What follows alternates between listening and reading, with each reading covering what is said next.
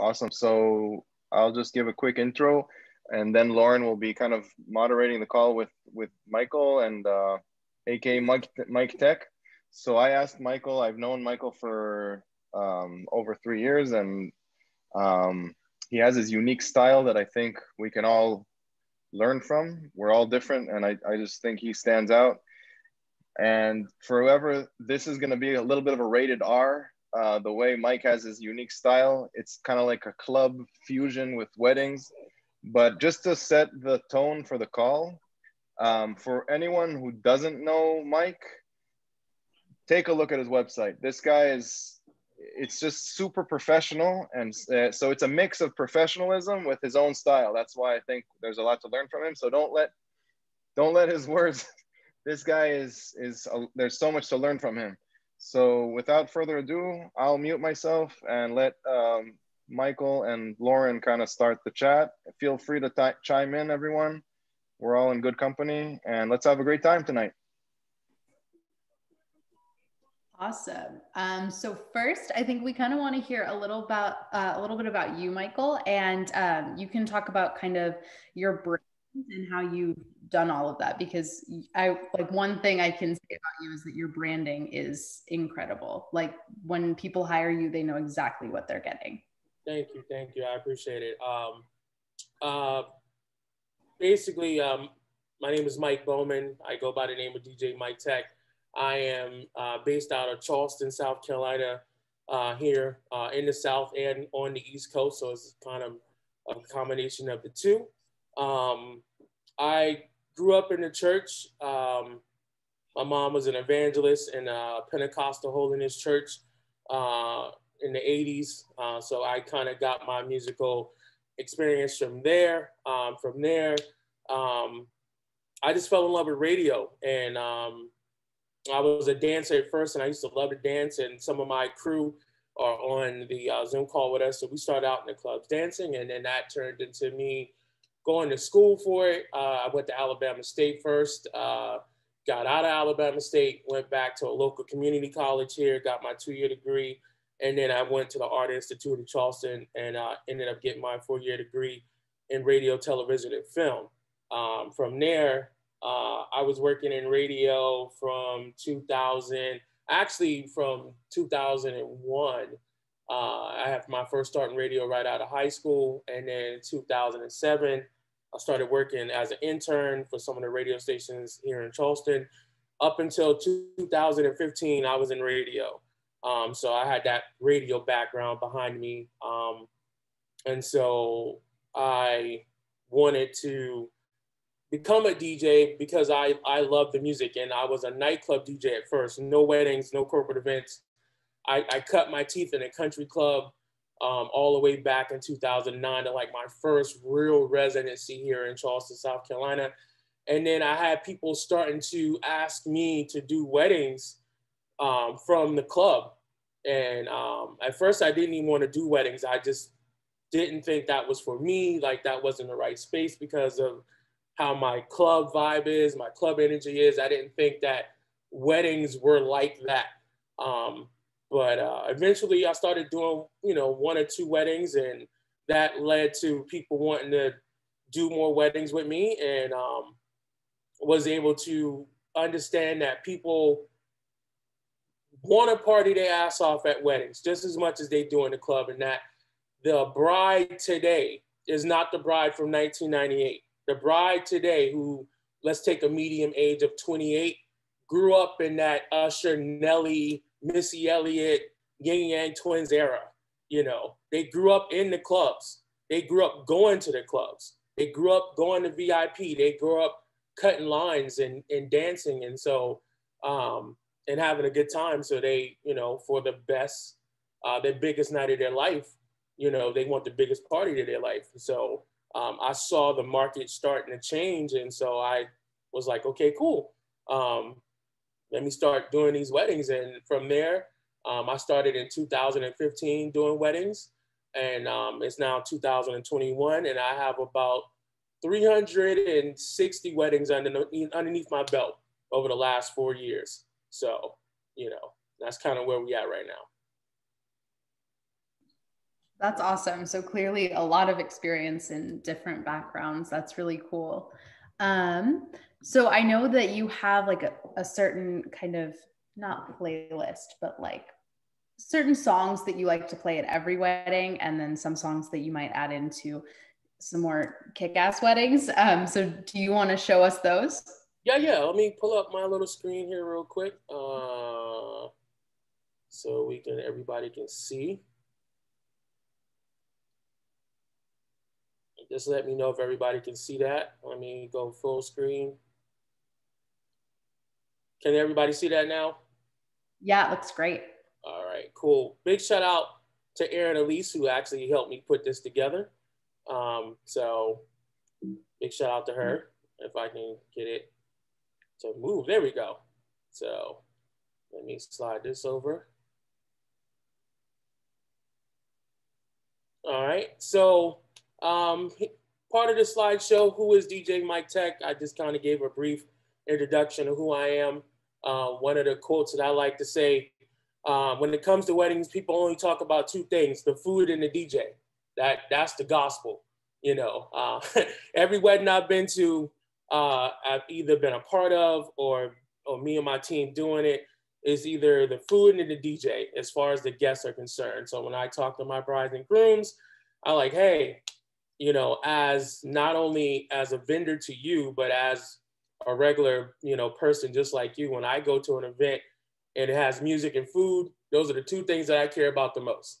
You know, is the food good and is the music good? So that can be a band or that can be a DJ.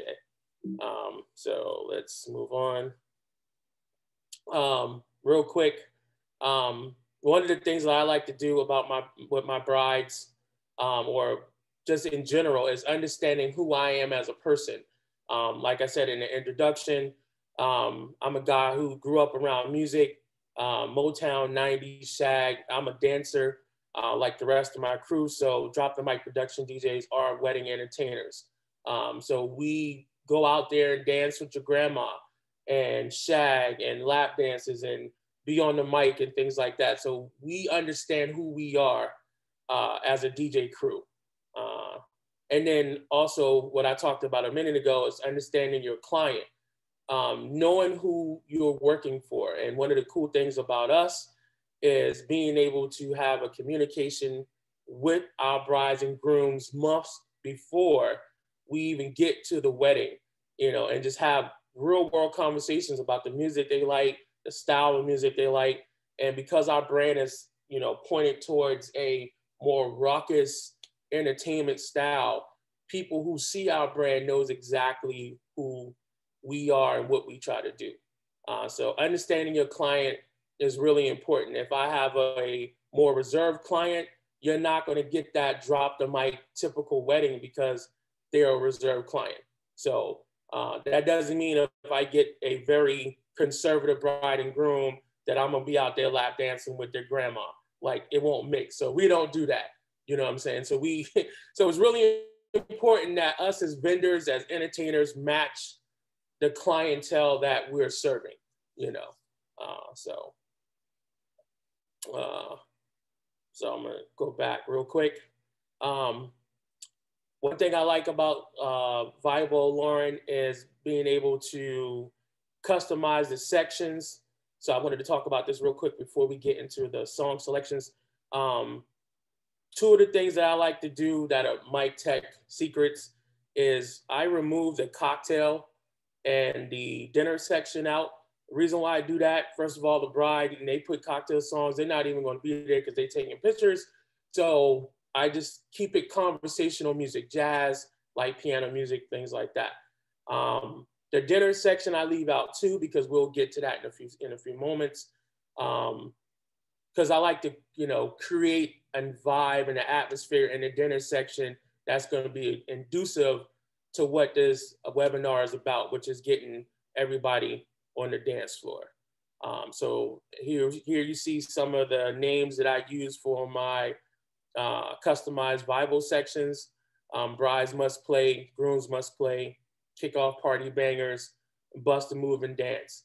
And so I break these down in sections so it's not an overthinking process. Bride, what songs you absolutely want to hear. Groom, what music do you want to hear?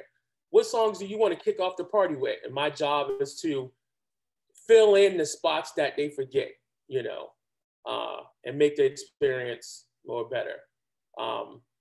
And so, Lauren, it comes to your question right here.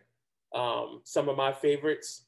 If anybody have a question, raise your hand. I'm kind of rambling, so some of the. I had a question, Mike. Go ahead. I'm sorry.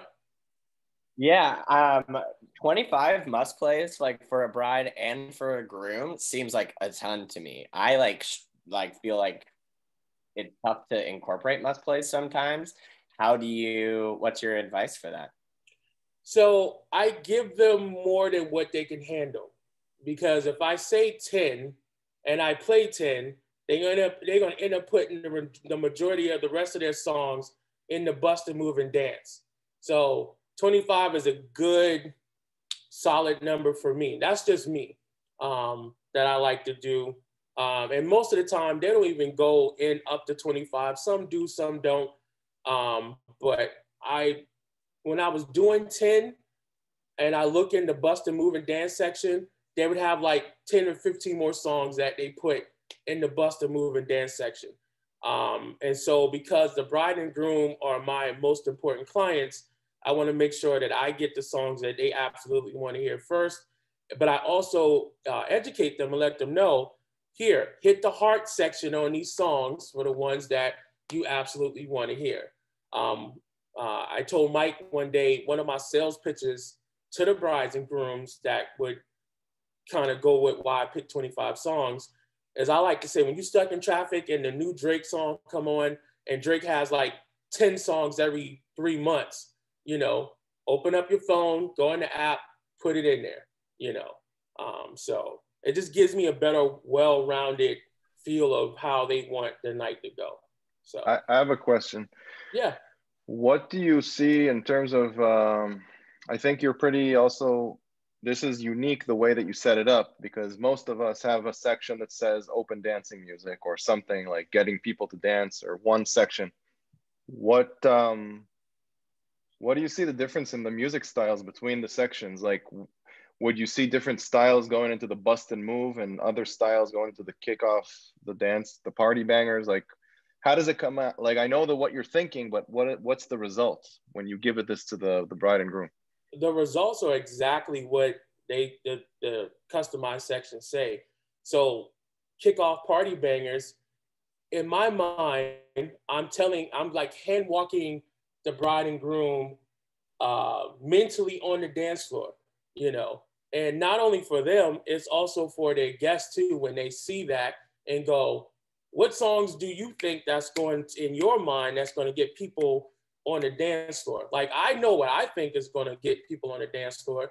So I want to know how you're thinking, you know, what do you want to hear? You know, that's going to get songs on the dance floor. And the cool thing, like I said earlier, I got like 50,000 songs. It may be a song that I forgot and go, oh, that's a great choice. And now I can add that record to another record. The bust and move and dance is, yes, if I say open dance, that can mean anything. That could be waltz, shag, slow dance. Like, it's so many different variations of dancing. You know, when I say bust a move, you know what I'm talking about. You know, we talking about getting out there, sweating, getting your steps in on your Fitbit or your Apple Watch. So me having those suggestive titles do work, you know. I don't get Uptown Girl from Billy Joel on the bust a move and dance part. It's basically what I'm saying, or the Grateful Dead for that matter. Like, when I see bust a move, when I open up that category, when I'm doing weddings, I see Flo Rida, I see Fergie, I see Nelly Furtado, like I see Beyonce, like I see all of these artists that kind of fit into that category, you know. I don't see Michael Bublé in the bust a move and dance section. So that's exactly what, you know, that's what that means. If I just say open dance, Michael Bublé got a bunch of cool mid-tempo dance songs that you would dance into like a dinner meeting, but I wouldn't do that at that part of the wedding reception. So I have another question. Sorry, I'm taking so many questions. No, this is a question that I'm going to ask in the name of Darren Bridgman. Tell me if I'm asking the right question. We're adding a new feature soon when the new update comes out, which won't allow brides and grooms to add new sections where they can now. Mm-hmm. The question is, and this is why I think Darren will like this question, some DJs, they don't like it when the bride and groom adds more sections. The question that I have is, do you see, because of this setup, that they add less sections because of the way you hand them their template? I don't see them messing around with my sections, only because of and it goes to the other side of that screen, is knowing your audience. It is all the pre-work that you do when you talk to your bride and groom and get to know a little bit more about them.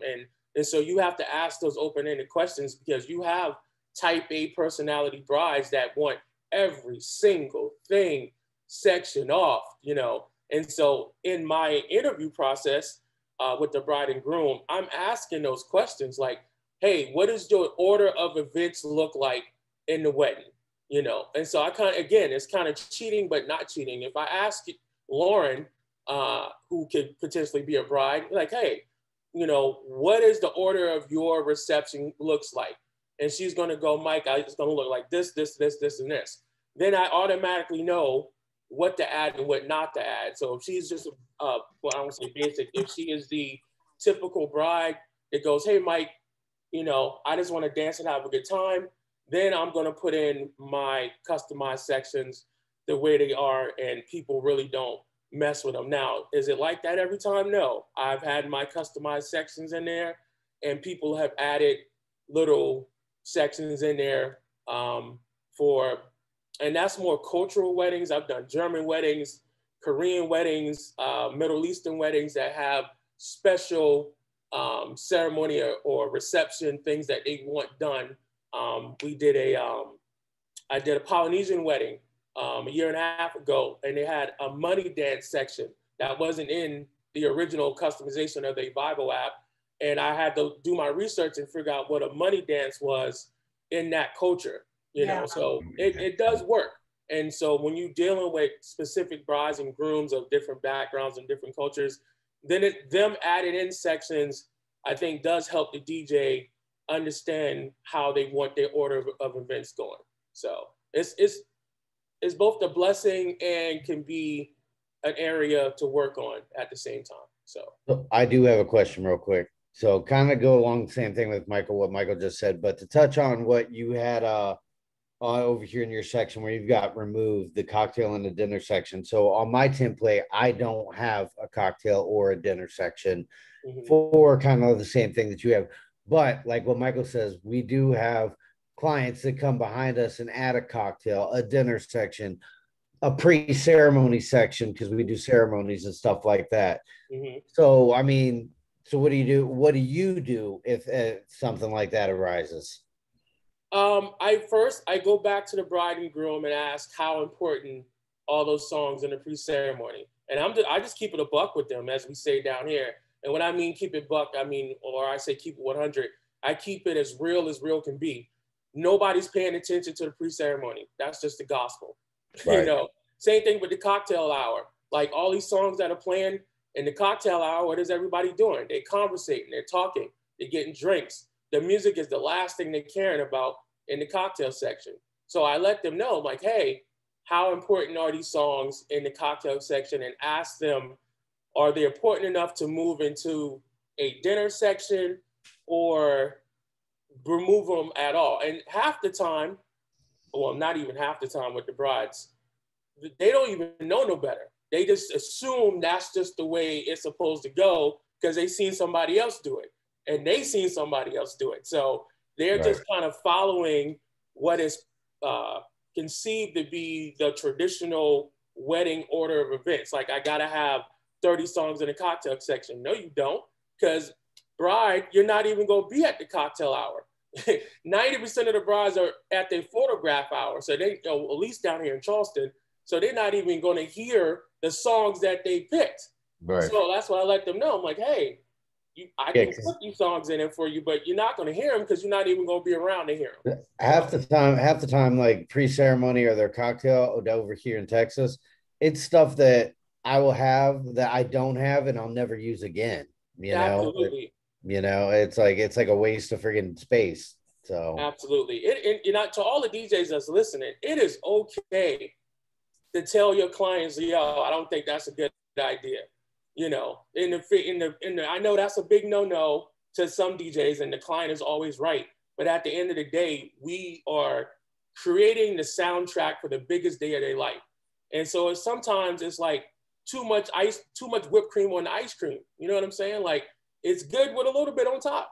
But when you put all a pound of shit on top of it, it's like, yo, it's just gonna fall over. It's not gonna mix. It's not gonna match. Like, it is okay to say, hey, bride, 30 songs in a cocktail hour, that's cool. But, let us set it up and just reassure them the reason for a cocktail hour, which is to conversate, for your audience, for your family members to catch up, that they may not seen each other in years. There are some family members that don't see each other at all, that the wedding is the day to see each other. And so that time is slotted for people to catch up, Can I hear 30 songs. Can I interject on that? Yeah. So what's up, guys? My name is Jay. So, and first up, when you speak to the client for the very first time, do you typically address that? Because I'll give you an example. In 25 years and 1,000 weddings, I hardly ever put the cocktail hour. It's very rare.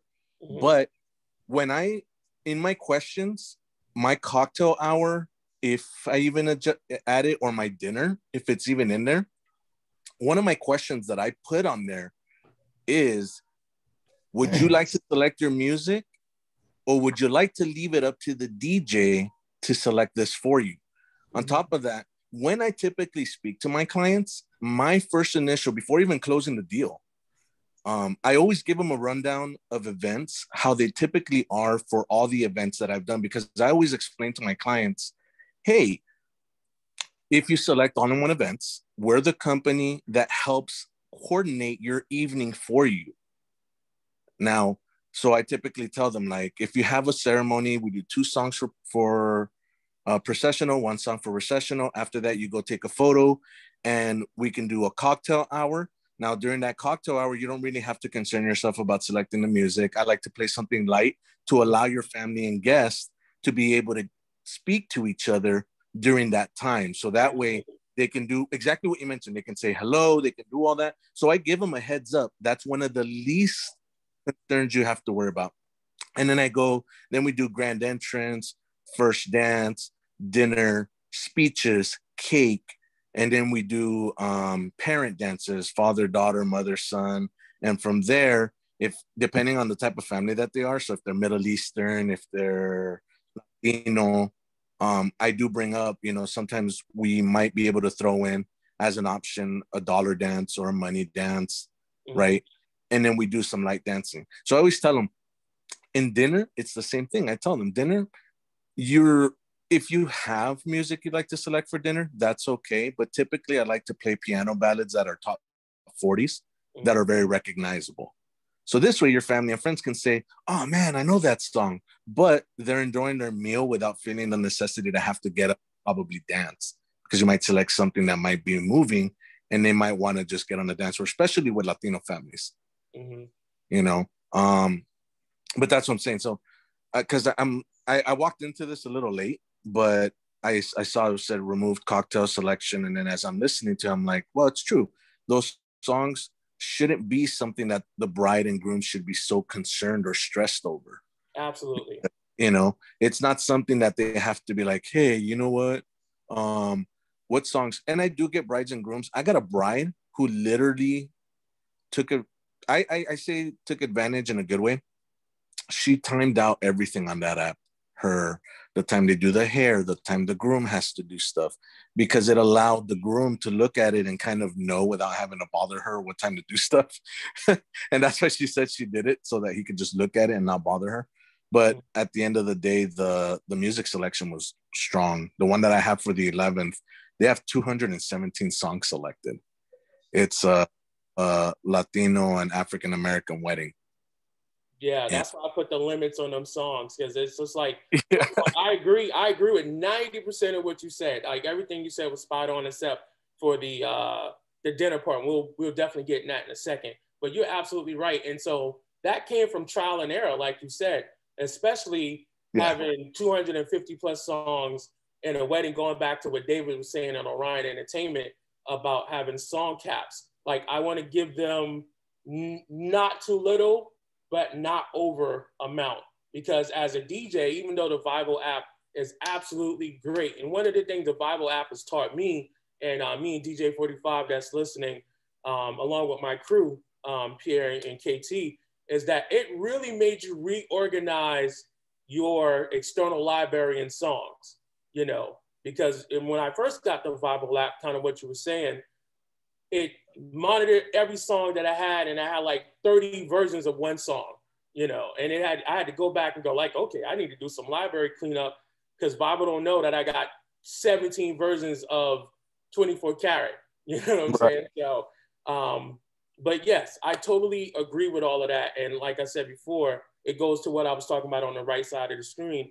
You are the traffic cop, even though we got wedding planners, and I know every DJ in this webinar have been the de facto wedding planner at one point in their life at the wedding. So you end up being the day of wedding planner and traffic cop. Pretty much, exactly. And so it's kind of like telling the car, stop. There's a red light. I got this. Like we're controlling the flow of the day, and that includes the music. So definitely with the cocktail section and the dinner section, I do, again, put them at ease, like I have on the right side, lower the stress, like, yo, I got you, don't worry about it. And again, I use that unprofessional, if you can see on the live screen, unprofessional verbiage, because I want them to feel like I'm their friend and I'm helping them. Yes, I'm a professional. Yes, I'm a vendor. But if I can go, hey, Charlotte, like, girl, you really don't need 45 fucking songs in your cocktail section. You feel what I'm saying? If I can say that and say it in a way that goes, look, I'm looking out for you, girl. You're not even going to be there. Let your family or friends catch up, just like you said, you know, and then we move on to dinner, and then we move on to the rest of the order of events. It's letting them know that Michael Bowman DJ MIKETECH got their back, you know, and I'm not just some DJ that's there just to force feed my programming down their throat. It is taking the best of what they want and putting that drop the mic spin on it, where everybody, it makes it more seamless, is what I'm trying to say. Let me just add one little thing. Obviously I didn't do as many weddings as you guys, but I did talk to more DJs maybe than you guys. Like I talked to 1,000 something in 2 years. And I think some people are unsuccessful with the app. Let's say it as it is, right? Yeah. Who are the people that sign up and then they unsubscribe? They try it for a month and they say it doesn't work. How could that be? Like hundreds of people use it. Why did you say that it doesn't work? There's one thing that separates a successful DJ from an unsuccessful, is exactly what Mike and Jay and everyone was saying, setting expectations. You're giving them the power, but remind them who's the boss. Right. Show them that you're in control, give them a gift, but give it a little leash. And they love it. They love to know that you're a DJ. And that's huge. So I think that's the one thing that I see that separates people that say, oh, the app doesn't work. They gave me too many songs. I don't like it. No, it's you. If you come as a professional, set expectations, and give them the app, then you're golden. And absolutely. And to jump back into what David was asking, and I'm glad you said that, is that going back to the 25 song thing, who's always writing those reviews? The bride. So if I give her 25 songs and I play 21 of them, she ain't gonna say MIKETECH didn't play her songs. You know what I'm saying? So I'm gonna mix and match on her 25 and made a special section just for her, because her and her girlfriends are gonna be the ones that are gonna write those reviews and be those Karens in our industry and go, well, MIKETECH only played 5 of my songs. And nope. Like, and that's what I love about the Vibe app. Like, here, you have your own section, and that it is all the songs you want to hear. And so my job at that point is to go, if you played Sierra, I'm going to end up playing Work It by Missy. If you pick 24 Karat, I'm going to play Nelly. So I'm going to play matchmaker with every song that you have in that section, even if it's a slow, like, you know, like not like Spice Girls so slow, but like a Michael Bublé or something like that. And that's another reason why I leave the dinner section removed, because you have brides that put in like slower songs that are going to kill the dance floor. And without a dinner section, I'm like, okay, cool. I can transfer those songs that are not going to fit the vibe of the reception, and I can sneak them into the dinner album. You know what I'm saying? And go, here you go. I played your song. It's in the dinner album, in the dinner hour. It may not fit with what I'm trying to accomplish on the dance floor, you know, but we're going to make it work, you know. So, and that's the thing that's why I find this interesting right now. I've never really had that issue with almost every ethnicity except for Latinos, but I hardly ever do as many Latino weddings because it's never been my cup of tea. And I'm Latino myself. I'm in Las Vegas, and so we're constantly doing a lot of these, right? And so getting back to what you're saying about the cocktail and the dinner and them selecting songs that you're going to move around. Mm-hmm. What Michael said right now is very true. I let my clients know once the reception starts, everything is in my hands. How we move the music, how we do everything, right? When I have dinner, if a client selects dinner music, I've never ever felt like a lot of the dinner music interjects with my party music. And I've never felt like a lot of the party music has any drawback if they put something that happens to be a lower. Because at the end of the day, we're the ones that are controlling the entire momentum. So I have moments where, because my wife acts as our day of liaison, we'll ask the elderly couple that's at the event if there's something that they would like to listen to be able to play for them, so that we can switch it to something that would bring couples to the dance floor. And we do that at times on the day of. Mm-hmm. And they'll say like something by Journey, right? Mm-hmm. And then we'll play that for them mid-dance where people are partying a little bit, and then we'll get on a mic, you know, ladies and gentlemen, we have this amazing jam by Grandma, you know, and we'd like to invite everybody as couples to come to the dance floor with them and enjoy the song. And so as they're dancing, we switch that momentum and then go right back in, right? Originally asked for. I'm sorry. A lot of my reviews come from my clients saying they treated us like family, because I do those little minor things to adjust the music for them. And during dinner, I have a lot of brides that will have husbands that like classic rock, metal, and they're like, oh, I don't feel like our music's really something we can have for our family. So I always tell them, I said, look, it might not be something that you could play during the party, but during dinner, it's something that I can sneak in there for you at least about 1 minute and 40 seconds worth. Absolutely. And I love the fact that you leave the details, the 1 minute and 40 seconds. I do love that, because I kind of do the same thing. I do that with a lot of things. Because definitely. Hey, Mike, I got a question, man. I want to hear more from you about your personal style and how you're using Vibo to get people on the dance floor. Yeah, absolutely. So that I'm glad you said that, Earl. So that goes into what we talked about next. And if I can get the slide to come over, what Jay was talking about, let me bring it back down. So let's talk about dinner for a moment, because we've been on that for a second, and it goes right into what Lauren was asking about the songs. The way I do my dinner or the way that I teach my guys how to do dinner is totally different than what I've been seeing in the industry. And it's kind of what Jay was saying a minute ago. Aaron also did a wedding with me recently where I cut the dinner up, because dinner is usually an hour to 90 minutes, 60 to 90 minutes long, depending on the style of wedding. And like Jay was saying about the Latino weddings, when you do African American weddings, we all know no wedding start on time. The food is never ready. The burners are not turned on. So you usually got, you usually got anywhere from 60 minutes to an hour and a half of music. And so my particular style, I have two type of crates. I have the urban Latino up-tempo dinner crate, and then I have the pop and conservative up-tempo dinner crate. And so if you look at this list right here, one of the things that I like to do is play up-tempo music in the wedding and up-tempo music in dinner.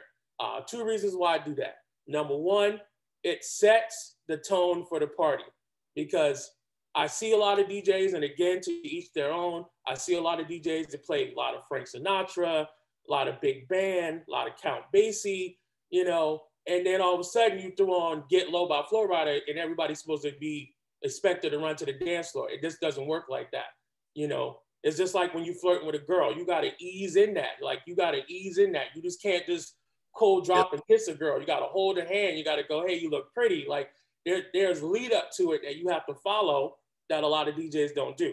And again, to answer your question, Earl, this is what I do personally. So, for example, even though that song is not on here, I like to kick out like Train, Mariah Carey, something to get them moving and grooving and let them know like, hey, it's gonna be a party tonight. Like right now, everybody's in line getting their food. So people that are waiting in line, I'll play like Train, like Hey Soul Sister, you know, and then we can gradually, as people start to sit down, as that liquor start to flow, then I'm going into Never Give You Up, you know, and it's a combo of like up-tempo dinner and sing-alongs, you know, like Sugar, Maroon 5, Holiday, because Aunt Susie is 55 years old and she grew up in the 80s in the cocaine era, and Madonna was her thing.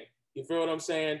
And so Madonna always get the ladies moving and dancing, you know. Same thing with Grandmama. They grew up in the Temptations era, in the Shag era. Best of My Love with the Emotions, you know. So I randomly pick these songs, and these are in my playlist to know, okay, I'm going to get the party halfway started.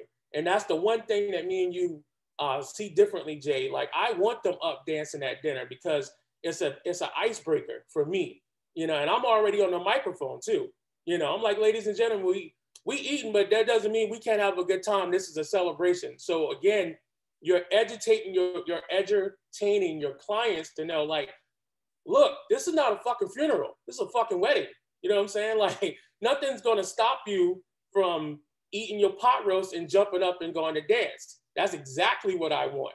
You know what I'm saying? Especially on the back half of dinner. So like I said before, I break my dinner up in two sections. I do mid-tempo, contemporary love songs, 90s, 80s, it always worked. And then like when we hit that 45-minute mark in dinner, now you're getting Cake by the Ocean.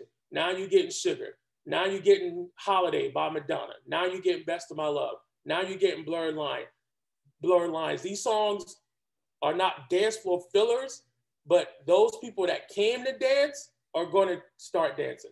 You know what I'm saying? For those people who want to party, I know I point them out. I can see them. Let's watching them in the, you know, when we having cocktail, I'm like, and those ones that come up to me and go, oh, we're going to play some good music tonight. Every DJ didn't have that come up to you. What type of music you going to play tonight? You know what I'm saying? Are you going to play something we can dance to tonight? I'm like, I got you. And now I'm watching them the entire dinner, you know what I'm saying, going, and Aaron and Earl, y'all see me do this. I'm like, I'll pick two people in the crowd. I'm like, I wonder if I can make them pop with this song. And if I make them pop, I'm like, I got them. You know what I'm saying? So, so up-tempo dinner is what I like to do. Any questions so far before we move on about up-tempo dinner music? All right, cool.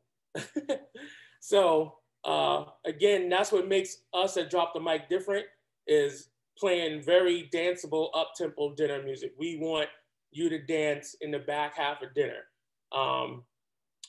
Goes into the second part of this, which is the old school kickoffs. Again, at the beginning of the reception, you're always gonna have a mix of everyone. So that means everybody over 40. That means everybody under 15. So that means kids, grandparents and uncles, and elderly people are always the first ones, you know, in the beginning of the reception. So one of the things I like, but I'm sorry. Yeah, no, I'm saying I'll just take what you're saying and top it off. what I like to, I totally agree with you, but I was like maybe between you and Jay, half, depending on the wedding. And the one thing that I would do is if I knew that it was supposed to start at let's say the dancing starts at a certain hour, I'd start at 15 minutes before. I'd bring in people before, start moving them in, and I'd like do a mix of soft, but I'd go up and up and up as dinner progresses. And by the time they're dancing, the dance floor already has 15 people. Yeah. So that's usually what I used to do back 2 years ago. It's been, but still. And that's a hidden talent that people don't do. Is again early 2000s, early 90s mid-tempo love songs. If you don't listen to anything else I tell y'all guys tonight, that is the gospel in the beginning of dinner for a wedding. So Black, Bring It On to Me, Train, Hey Soul Sister, Mariah Carey, Always Be My Baby. Once you throw Mariah Carey on, everybody at the dinner table is singing from 80 to 8. You feel what I'm saying? So, and that's exactly what we try to do. And what makes us different is to incorporate the entire family into the party. Even if it's just at dinner, even though you have those group of family members that soon as they done with dinner and the club lights come on, they out the door. You know what I'm saying? But if we can get them to pop with like 2 or 3 records and have a good time, we've done our job. So that's kind of why we do up-tempo dinner. So, can you guys hear me? Yeah.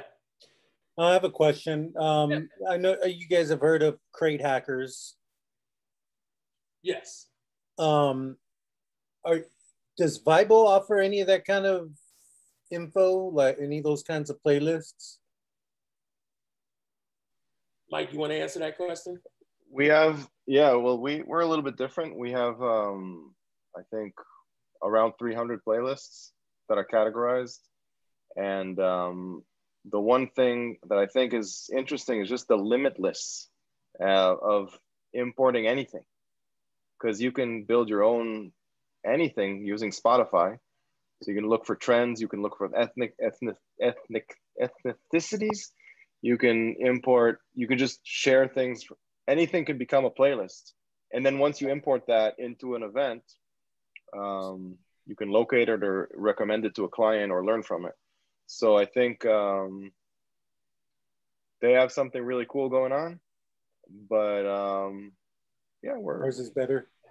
No, I think they both have something good going for, I don't want to say who's better. It's a little bit different, but if you want to use ours, we have about 300 lists. You can search through them, but you can also, I think the biggest power is to use Spotify if you're looking for new things and just import them. I hope that answers the question. I was just wondering I was just wondering. I get it though. Well, to answer your question, I mean, to kind of expand on that, I am a member of Crate Hackers. I was a member of Vibo first. I would say that Vibo and the playlists in Vibo are more specific to what the app is meant to do for the consumer. And Crate Hackers is for the DJ, and so I love Crate Hackers. I don't copy every crate that they have because I have my own personal style, but it's a good beginning reference point for all DJs, no matter what level that you're at. If you're the novice DJ who just got started or the 30-year DJ, I think Crate Hackers is a great tool for that. But with Vibo, like I said before, it's for the non-DJ being able to go, hey, I got a list of, categorized songs that I can pick from. And that is another selling tool that I use in my Vibo presentation to go, hey, if you're stuck on a song, we have category lists already pre-built into the app that you can search and find, and it may pop, you may think of one song and it pops another song in your mind, So like I said, I think that with Vibo versus Crate Hackers, I think they connect and work well together. But I think they're two different platforms. It's like an apple and a banana. They both fruit and they're both good for you. I just think Vibo with their playlist, I think is really geared towards the consumer. And I like that a lot. You know what I'm saying? So, and let me just add one thing if you are subscribed to them as well, you can literally turn your Vibo into, you can add their playlist with a click. All you have to do is heart their Spotify playlists and import that as song lists, so you can use them together, so they complement each other if you are subscribed to both. So I know of a few DJs that took every single Crate Hacker list in the book, turned them into song ideas, and added them into their templates. So now, why is this smart? They already know that they have the lists. They know that they're vetted by whoever. Like Mike said, some of them are good, some of them are not exactly what your style is. Of course, you still need to look at the music, but then when you're recommending something that you know that it works, it's actually helping you because you know that you have it as well and you're prepared. So they can work together like as a salad. Like if I take what Mike was saying, 2 fruits, you're cutting up a fruit salad and using both. Absolutely. Amber, you have a question? I see your hand raised up there.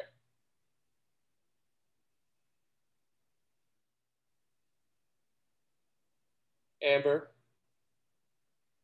All right, moving on.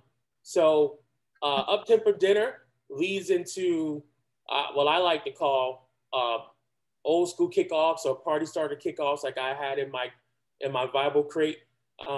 Again, that particular crate, going back to what David was saying from Orion Entertainment, shout out to David, I love you by the way, is there are only 5 to 10 songs in that particular category in the kickoff crate, because I just want to get, it's a temperature check basically with my bride and groom to go, okay, what direction do y'all want to go in to start off the night? You know, so that's, again, another minute, and I know Jay, I don't know if Jay's still on here, but we were talking about that type A bride, that just every single thing is categorized in every single section. And so for me, just trial and error, I was like, okay, cool. Instead of me guessing and using my club knowledge to go, okay, I'm gonna start off with this record, I was like, you know what? Let's just ask the bride and groom, like, what songs do they want to kick off the party to? Not like in the middle of the party, but the first song that they want to hear. Like, do they have any suggestions? You know, and it actually turned out great, because some brides and grooms, again, they come back and go, well, hey, Mike, I want to start off with WAP. And I'm like, I don't know, Grandma Susie wanted to start off with WAP, but it's your wedding. So like, if that's what you want to start off with, then, you know, you cut the check. My job is to play the music. You know what I'm saying?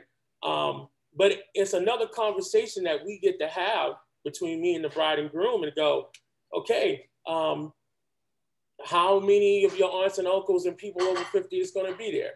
Do we want to include them into the party?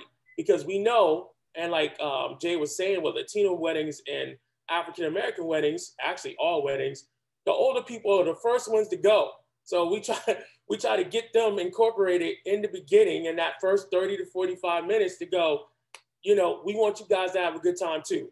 So some of the songs that work for me, tried and tested and true, Celebration, Kool and the Gang, Boogie Shoes. More contemporary is Dynamite by Tayo Cruz. 80-year-old grandmas know that song. They love that song. And all of the songs that I've listed are call to action songs. So let's pick Dynamite. The song is telling you what to do. I throw my hands up high, you know what I'm saying? We scream AAO. So if you're not a microphone DJ like I am, the song is doing the call and response for you.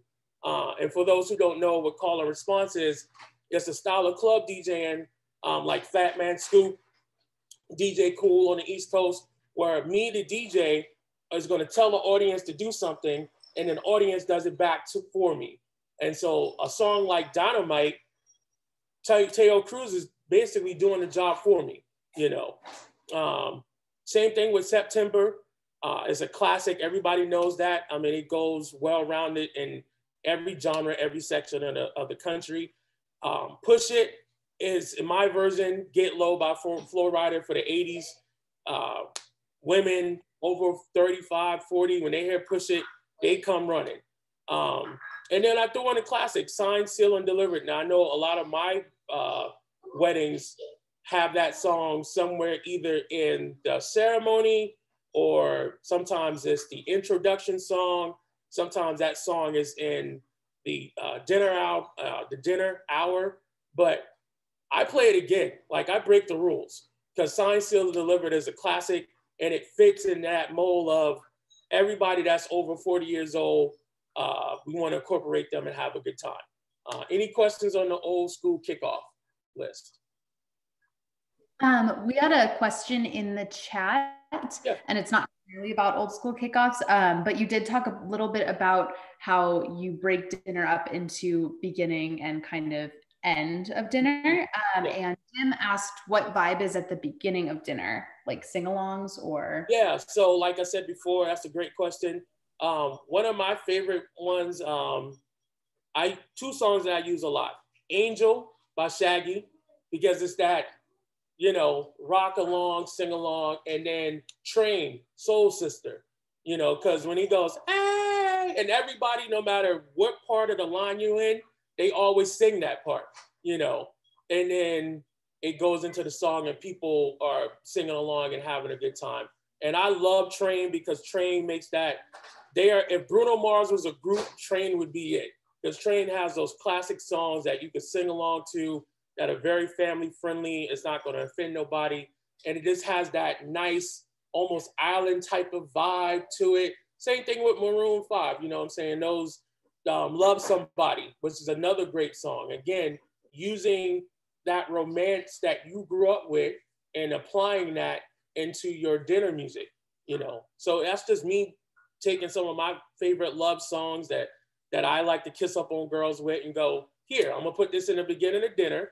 You're gonna sing, you wanna fall in love, and then halfway through dinner, we're trying to bust a move at that point. So Umbrella is another good one that I use in the beginning of dinner.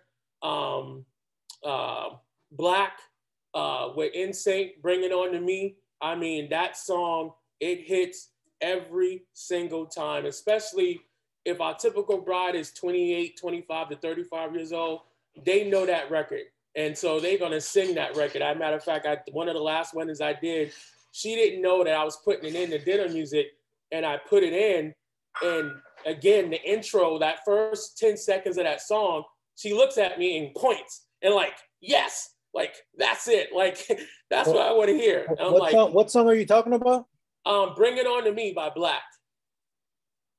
It was a 3-girl group. They were like a low budget TLC. It was on the Bring It On, that cheerleading movie. They were in that movie as the opposition cheerleaders with Bring It On. That was like the early 2000s. And they had JC Chazez from NSYNC singing a duet with them. You know what I'm saying? So there's girls that are 25 to 35, they love that record. So I'm like, okay, I'm gonna play this all the time, because people love love songs and people love singing along to love songs. So that's kind of how we set up the first 30 minutes of dinner. So, and then when I'm doing a Latin wedding or African-American wedding, it's the same thing, just with old school 90s R&B and old school Latin music, so. Moving on, and this is going to be the controversial part of the wedding of this presentation. Some people are probably not going to agree with me with this, but this is what makes us different here at Drop the Mic. Another section that we do a lot of things that we do, Jay was talking about this a minute ago, as far as my programming is concerned, is wedding sing-alongs. I know Jay mentioned earlier about breaking up the dance floor for like slow music and things like that. So if a bride and groom have a slow song or a couple's dance song, I would follow that up with one of these songs. Now I have more songs than that, but let's go over them real quick. Pony, obviously that's self-explanatory. That comes from my club days. Well, I'm still in the club, but Sexual Healing. And a lot of DJs look at me with the raised eyebrow. And like I tell family and friends, if it's any day to have sex, it's your wedding night. So I'm gonna play Pony, You know what I'm saying? Like, I'm gonna play sexual healing. Like, that's just what we do. And luckily we have brides that are cool with that. Now, again, this is not every bride. This is the brides that we do for Drop the Mic. These are conversations that we have prior to me putting up this list.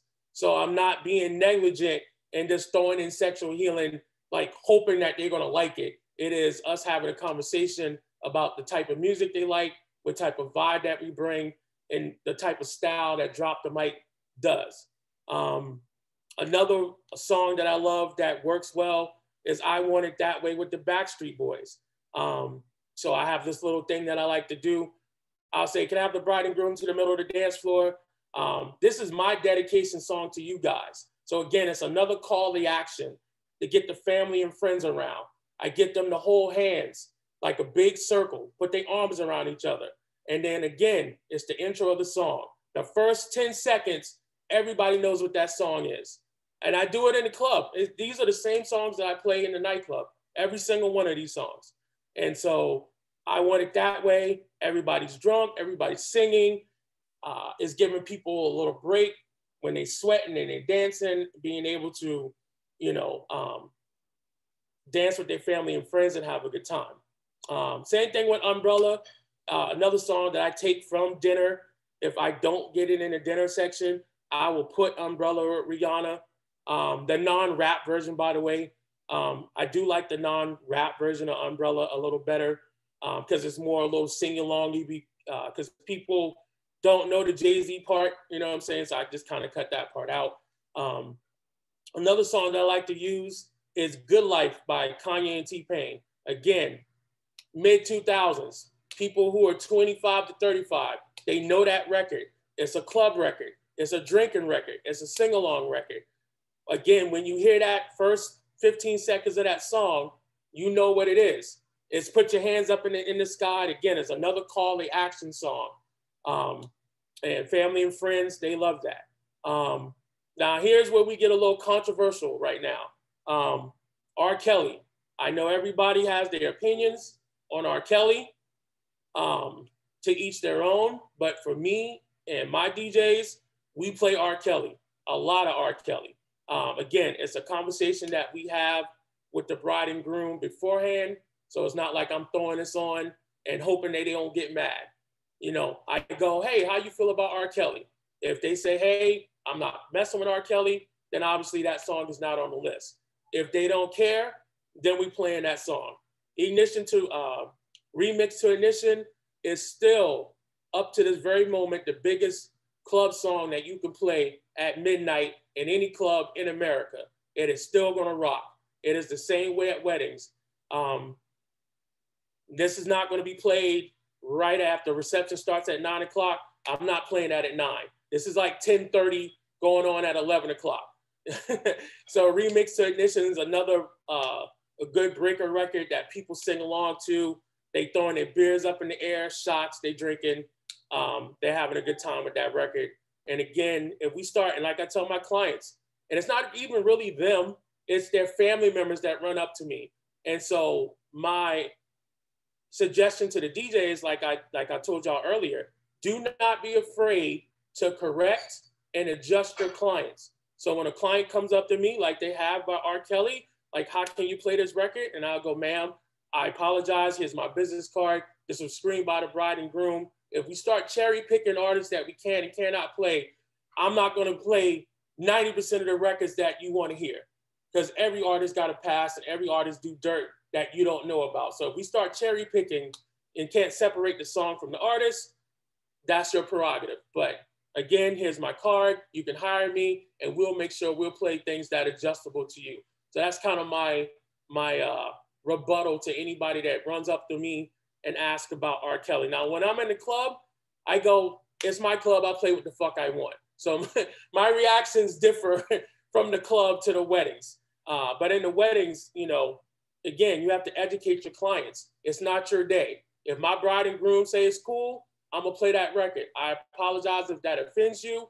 You can go outside, grab a drink, come back in 3 minutes and 55 seconds, the song will be over. And then poof, your problem is gone. So I like to say that a lot too. Like, go out there, you know, get some air, grab something to eat. The song will be over in a few minutes. Moving on, these are my up-tempo crossovers. This is kind of like in the middle of the dance party for me. These are all classic records. Everybody know these. No big thing here. Cake by Flo Rida, 24 Karat Magic, Hot in Here by Nelly, Yeah by Usher. This is Wedding 101. All you guys are professionals. You guys know that these songs work no matter what part of the country you're in. That's why I put them in there. These are always bangers. These are always going to work no matter where you're at, unless you have a country wedding or, you know, a Christian wedding, because those happen too. Apparently, you know, obviously you wouldn't play those at an all country wedding or an all rock wedding or whatever, but a typical top 40 wedding, these songs are always going to hit. These are the classics. Moving on to my favorite part of the night. And again, as you can see by the picture, me dancing and backing it up, and actually both pictures. We like to twerk here in the South, and I don't know if it's just a Southern thing or not, but I've had wedding clients from all over the country, and it's still about the same, and that's the cool thing about Charleston. I know Aaron was saying that Nashville was like #1 or Las Vegas was #1. Charleston, like, is definitely in top 3, top 5. So we have people from all over the world come to do weddings here. So the next song section that I like is the hardcore hip hop twerk wedding section. Again, these brides who are 25 to 35, they grew up in the twerk era, gentlemen, ladies and gentlemen. Like, there's no other way to say that, you know. They grew up twerking and dancing. So I added a few of these that I do at my weddings right now. Best Friend by Sweetie and Doja Cat. That is the #1 song for the bride and the bridesmaid. Like, for real, for real. Anytime I put that song on in bachelorettes, I'm like, anybody here with their best friend, and it's always the maid of honor and the bachelorette running to the dance floor. Same thing for the wedding. Body by Megan. It's another call to action song. If you see a theme here, a lot of these songs are call to action. Also with the TikTok dance and everything to go along with it, people do that little thing that goes along with that dance. The reason why I chose Up instead of WAP is because WAP is right on that fine line where Up is a little more tolerable for families. So I threw that in, and plus Up is more up-tempo, no pun intended, and that can mix in well in a dance floor versus me stopping at WAP, and WAP is at 66 BPM if I'm not mistaken. So when you play WAP, it's cool, but WAP brings that dance tempo all the way down. So if you're not trying to trap it out, or you have a bride and groom that don't particularly want to slow the tempo down, and they go, Mike, I want to keep the party upbeat, then Up is a good record for that. I think Up is at 83 or 84. It's not too fast, not too slow. It's still got that bounce to it that girls can twerk to. Back That Ass Up by Juvenile. It's a classic. It's just like, yeah, it just fits in that category of hip hop and twerking. So anybody that's over 35 who grew up in that 99, 2000, 2001 era, they know what that is. They're going to come run into the dance floor. Same thing with Dunk by Soulja Boy, and pretty much any record by Soulja Boy with brides that are 25 to 35 right now in that wheelhouse.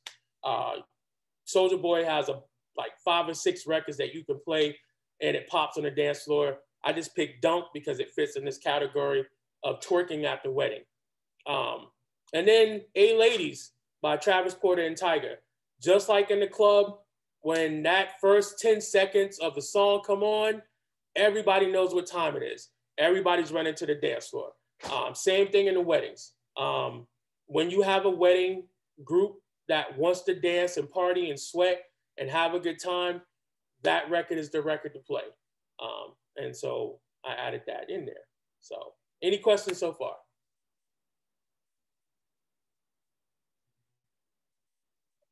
All right, moving on. Originals versus remixes. This is another controversial topic amongst DJs, club DJs versus mobile DJs. Here's my methodology about that. It is okay, DJs, to play the OG versions of songs, especially at weddings, because Aunt Susie don't know the dubstep house version of Yeah. You feel what I'm saying? Like, you fucking up a classic. Let's not do that. You know what I'm saying? Like, same thing with 24 Karat. Same thing with Back That Ass Up. Same thing with Stevie Wonder. Like, it is not the time to educate the client on how dope you can remix a song. It is the time to go back to your radio type programming and go, what is the song that they grew up with? What is the song they heard on the radio? What is the song that is the soundtrack of their lives? And so I see a lot of DJs go, man, I didn't play Yeah so many times. I hate that version. I play the remix. That's you. And that's cool. That's awesome. You know, I have no problem with that. I just don't like it when the remixes go too far off left field of what the original song is.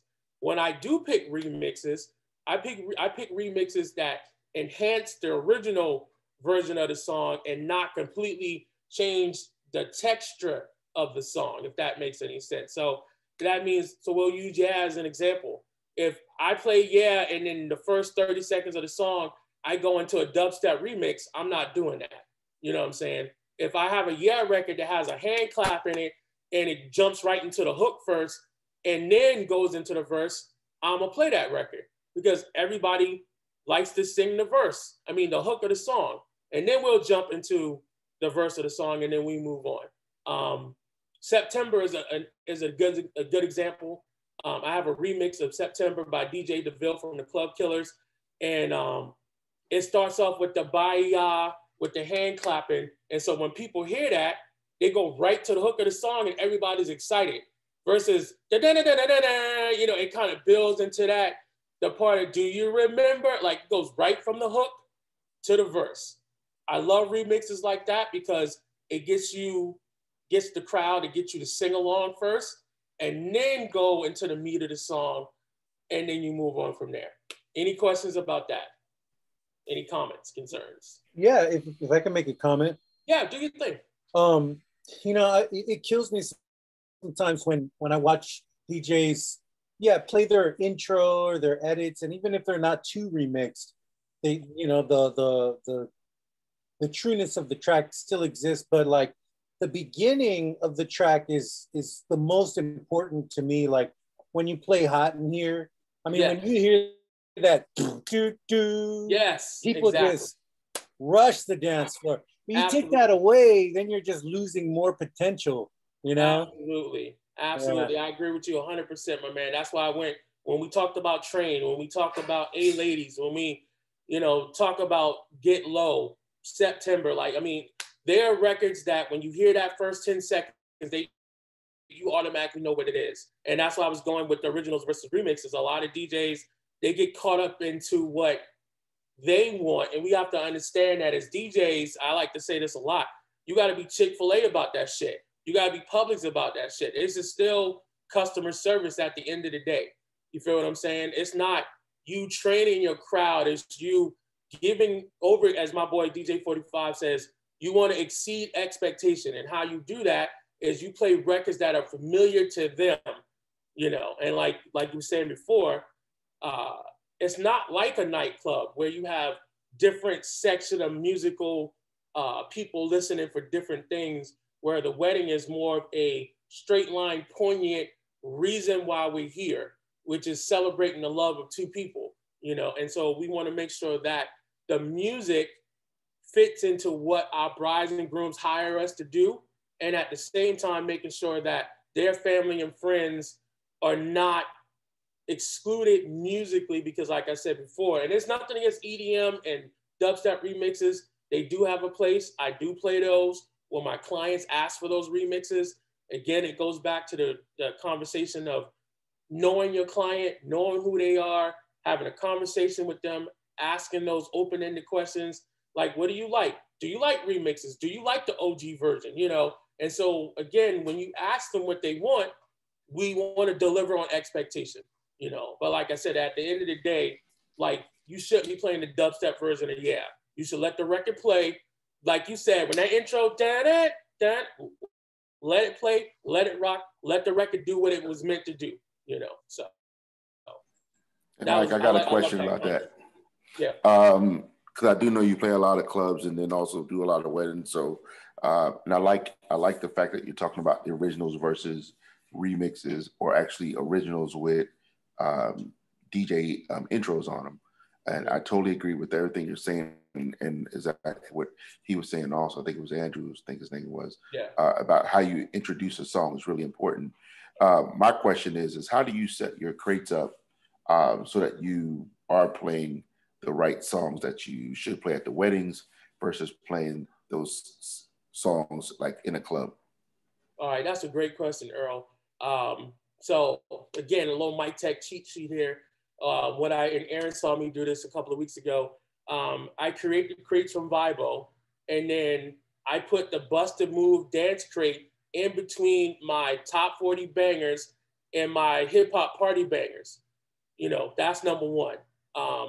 And so that's just specifically in that section of the Busted Move and dance, and then the Brides Must Play, because they're in between. And so, like I said earlier, my job is to fill in what she forgot.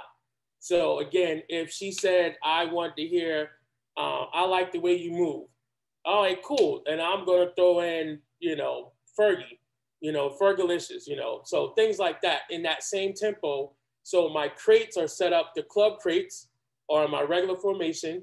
And then I take the crates that I get from Vibo and I put them according to how I stack my club crates, if that makes any sense. So again, I have top 40 hip hop, top 40 crossover, and then I have two specialty crates that I took the EmojiCon and took out the label section in Serato, and I put 3 flames. So the flames mean all these songs are bangers for all genres. So I put that into my wedding crate.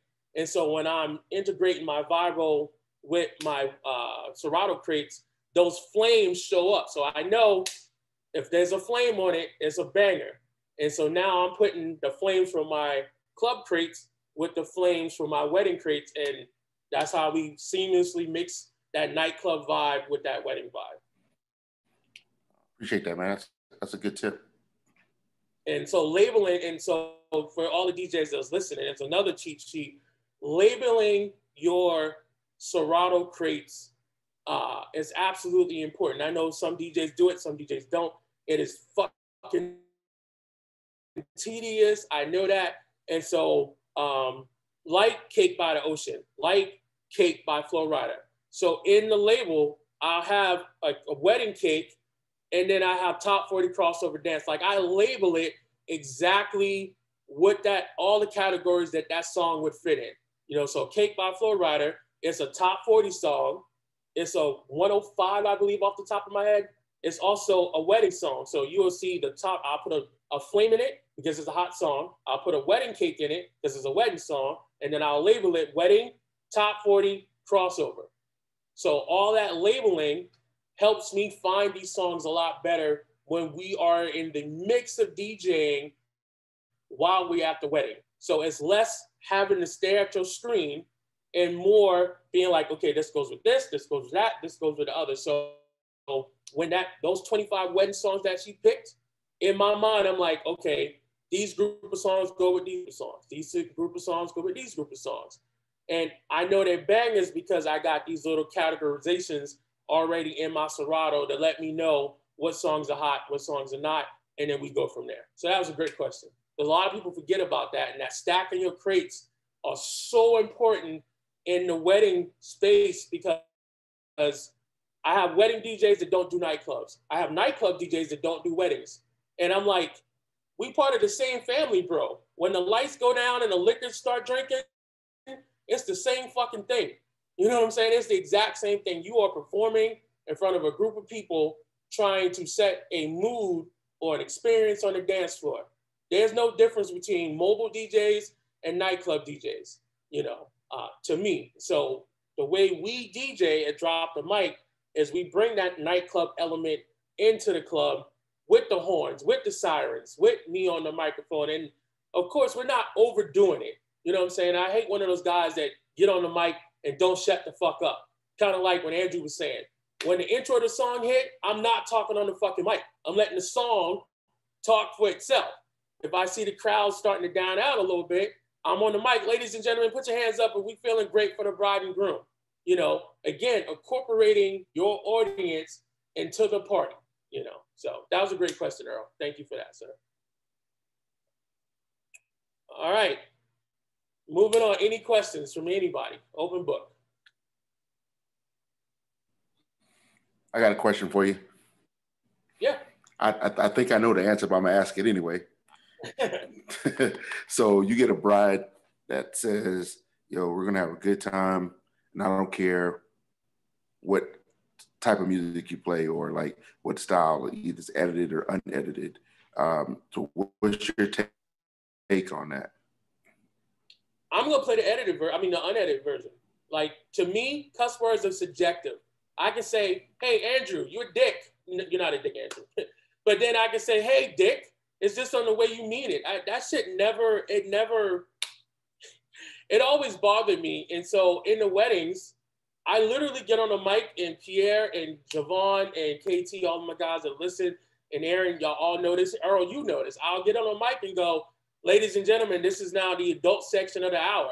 You know, if you find this offensive, I apologize. You know, because if going back to the WAP song, you know, if a bride wants to hear WAP and her mother comes running to me and saying it's inappropriate, I'm sorry, mama. You know what I'm saying? Like, we all grown, you know? I'm like, if you're feeling some type of way about it, you bring in your children. If they're kids and it's underage, I do give them a warning. Like, hey, we're going into the adult section of the evening, you know, parental advisory is suggested. So I give them a little warning shot to let them know, like, hey, we're going to be playing explicit content. You know, you're not going to lose a kid over it. You feel what I'm saying? And that's kind of the way I feel about playing unedited and versus clean edits. Now, if I have a bride who says, you know, nothing but clean music, and I've had those weddings before, then we play nothing but clean music. Again, it goes back to the relationship between you, your bride and your groom, or your bride and bride, or groom, whoever the hell is getting married. It is asking those open-ended questions like, hey, you know, if I play WAP, and WAP is a perfect example, what the fuck the sense of playing a clean version when everybody's going to sing the dirty version, one? And number two, the words or the song is super suggestive, even if I played the clean version. You know what I'm saying? So, I mean, then there are a lot of old school records that people grew up with, like Madonna, like Salt and Pepper, like, you know, Stevie Wonder, like Michael Jackson. They all have suggestive lyrics. And just because you grew up in that era and you're more comfortable with that music, it's okay for that to get a pass versus music that you didn't grow up with or you wasn't used to, and then all of a sudden it's offensive, you know? So, like Pour Some Sugar on Me. Like, we all know what the fuck that's about. You know what I'm saying? Like, I don't see no difference between Pour Some Sugar on Me and WAP or Uncle Luke. You know what I'm saying? Like, I really don't see no difference in like that. You know what I'm saying? So, I mean, follow-up question. I got a follow-up question for you. Have you ever had, like, you know, I guess like a mother or a father come up to you, you know, and like you just said, kind of challenge you on it and say, well, I'm paying for the wedding and I don't want you to do it. But, you know, but the bride wants it. So have you ever had that situation and how you handle it? Yeah, I've had that situation all the time.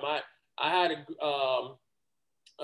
Me So Horny by Luke, the OG version. Anybody that's over 30 know Luther Campbell, Luke Skywalker, right? And the bride wanted to hear it. Like, apparently it had some type of special Daytona. She went down to spring break and her sorority sisters did something to it. It was a backstory to it and everything. So it meant a lot to her. And so here come the mama, mad as hell, rolling up to me. That is inappropriate. And again, I let them know in a nice way. Hey, ma'am, I apologize, but it's not your wedding day. It's your daughter's. This is what she want to hear. And you know me, this is what I do right here. I don't know if y'all can see me. I print out my Bible list. It's on the list. You know what I'm saying? Like, you see that? Right there. They cut the check. Like, whoever cuts the check with me, you know, get ultimate say-so on what get played and what get played. And like I said before, I say in 2 minutes, the song's over. You didn't lose a limb, Nobody passed away. You know what I'm saying? It's just your personal perception or perspective on what you think is decent and not decent. They have every right to that opinion. But if you're not paying me, fuck your opinion. It's just as simple as that. I can't even say it no better than that. So, you know, and I say it in a nice way. And sometimes I got to be rude with it. And again, it goes back, DJs, going back to challenging your customers, because you are a professional. You are a vendor. They don't know the back end and all the work that we put in to DJ. And that's what people don't understand. They think we just fucking show up with a laptop and a couple of controllers and think that it is what it is. And it's not. It's so much more back end work. They don't see that, you know? And so it's a lack of education on their part that we got to let them know, like, hey, we got hired to do a job.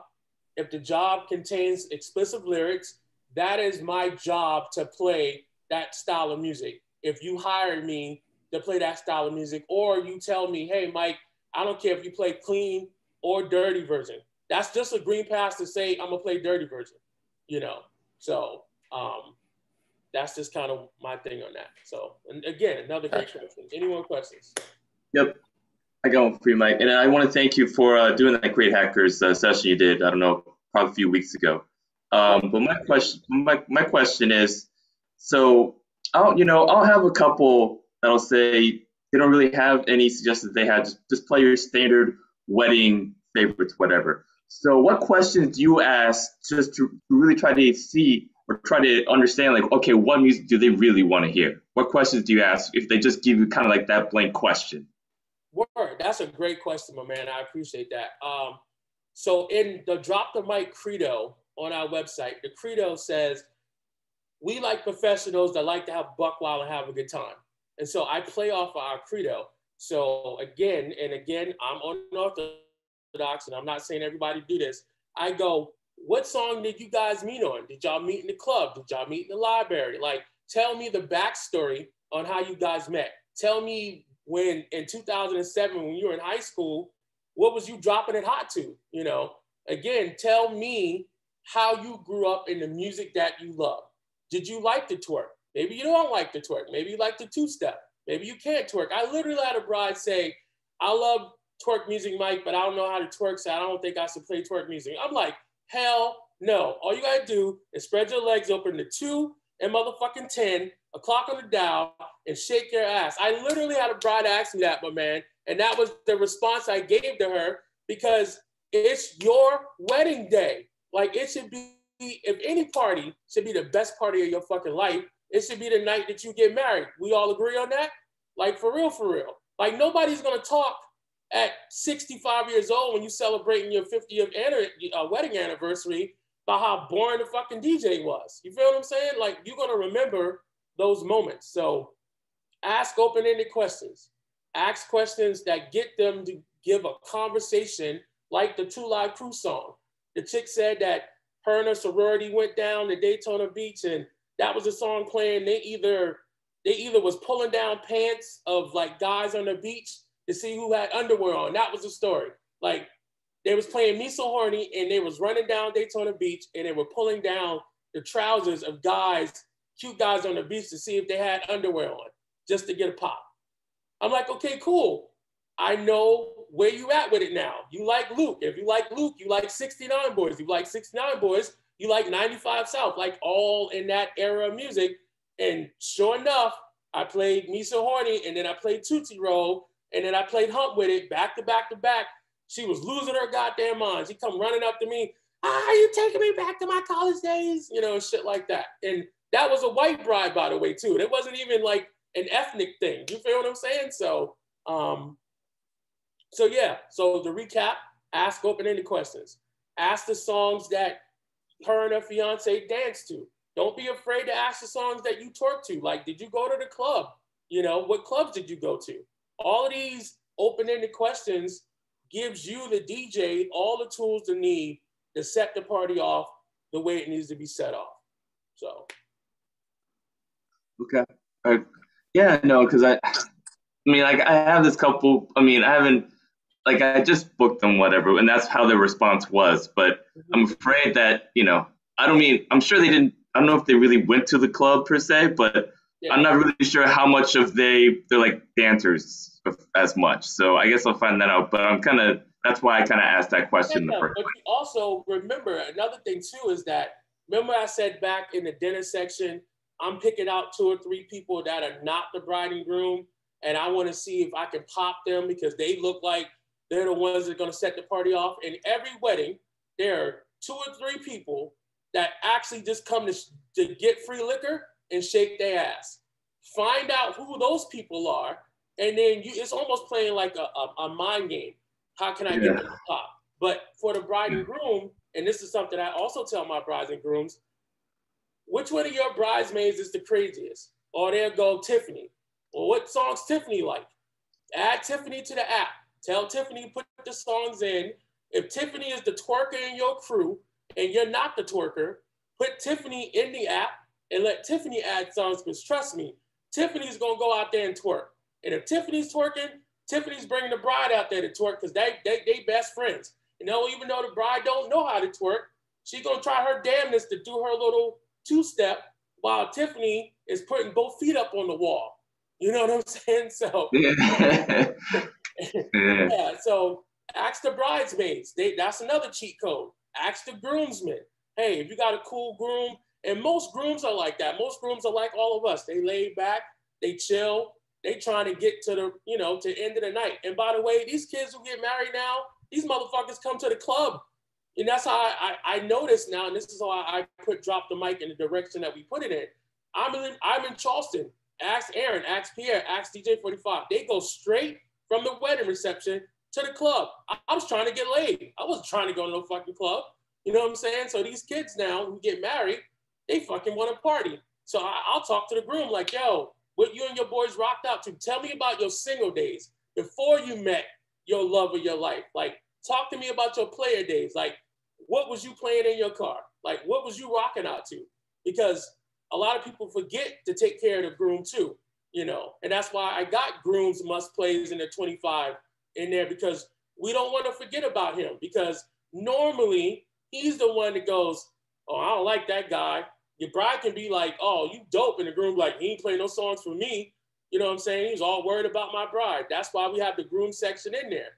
My boy Pierre is on there in the room, and Digital Underground, a wedding, a drop the mic wedding we had, and Pierre played Digital Underground, and the groom came running up to the DJ table, grabbed Pierre's microphone and started rapping it, because he grew up in that era. He wanted to rap that song, you know? And so they're gonna remember that we added Digital Underground in his section, and that when Pierre played it, he went crazy. Another thing that people forget about DJs, or what the bride and groom forget, is that if you have a consultation with a bride and groom, and it's like 3 months out, 2 months out, they forget all of the songs that they, you know, that conversation that you had about the songs you like, you know.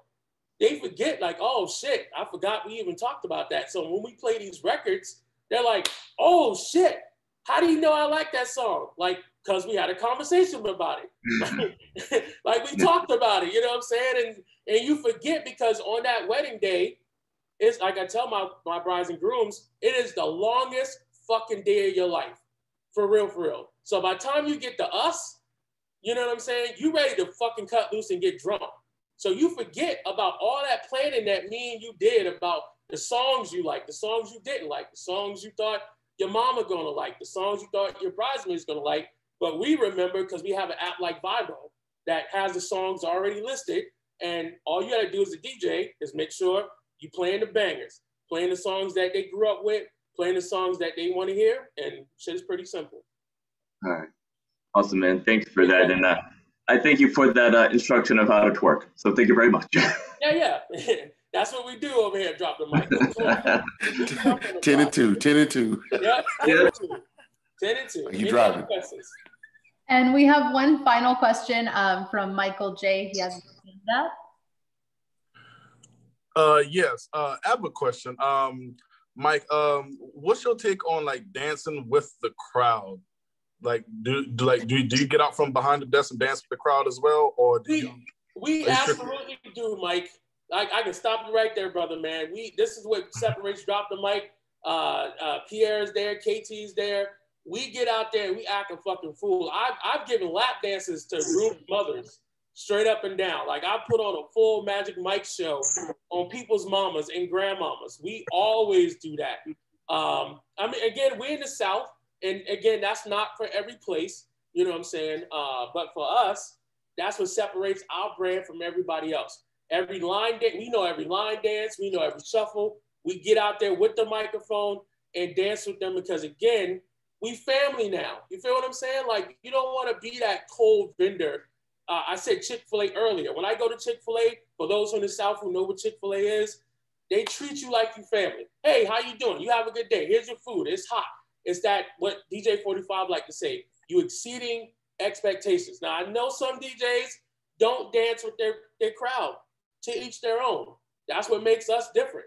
That's what makes us stand out from everybody else. You know, we get out there and we shake your ass. So when you hire Drop the Mic, you usually get 2 DJs because one of us is going to go out there and fucking dance and then come back and take over. The other one is going to go out there and dance and come back and take over.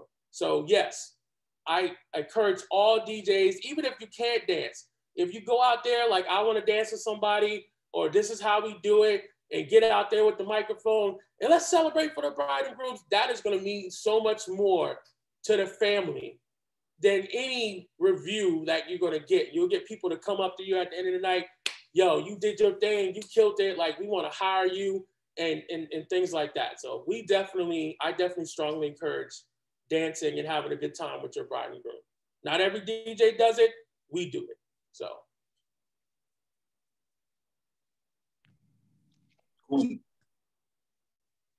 Sometimes I think we go overboard, but again, that's what's us. If you look on our Instagram at Drop the Mic Productions, you will see on our IG, I smack ass, I do everything. Like, I am the Andrew Dice Clay of wedding DJs. Like, I don't give 2 fucks. At the same time, we are professional, we're courteous, and we have great customer service. So I don't want to ever get that misconstrued on our raunchiness or our unapologetic, and I love you, Lauren, for that, our unapologetic way of DJing.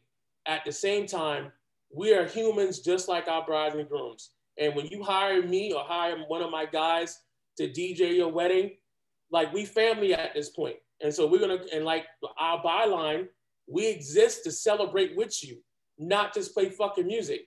Because you can put on fucking Pandora and a damn speaker and you can get everything that you can get. That's why they hired a DJ. You know, you are the traffic cop of that day. And sometimes we get out there and we direct traffic.